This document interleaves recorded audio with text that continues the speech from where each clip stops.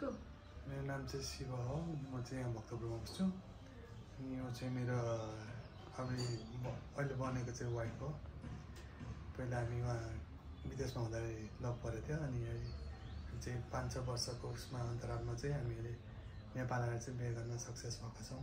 यसमा हजुरप्रति एकदम खुसी लागेको छ, हजुर म्यामसित हजुरले प्रोसेस गरिदिएको हुँदाखेरि धन्यवाद, thank you. My name is Ajimay Pertes. I came from Davao City, Philippines. Okay. Ako po si Ajimay Pertes. Galing po ako sa Davao City, Philippines. Pumunta po ako dito sa Nepal para makasal sa aking asawa na si Shiv Kumar Taguna. Pinaprocess po namin ang aming kasal kay Ma'am Alpana Amrit.